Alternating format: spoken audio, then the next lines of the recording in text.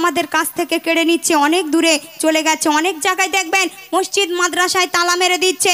আর যখন বিধর্মীরা আমাদের রাস্তা দিয়ে যায়, যেহেতু আমাদের একদম মেন রোডের কাছে বাড়ি, আমরা দেখেছি যে যখন বিধর্মীরা আমাদের রাস্তা দিয়ে যায়, যখন তারা কোনো একটা মিটিংয়ে যায়, তারা আমাদের মসজিদ মাদ্রাসার সামনে গিয়ে জয় শ্রীরাম করে হাঁকতে থাকে। কেননা তারা ভাবে আজকাল তারা মন্দির ছেড়ে এই মসজিদের ভিতরে এসে ওদের জয় শ্রীরাম বললে ওদের শ্রীরাম হতো আমাদের এই মসজিদ মাদ্রাসার ভিতরে রয়েছে, তাই ওরা বলতে থাকে। সেই সম্পর্কে স্যার লিখছে, শুনুন।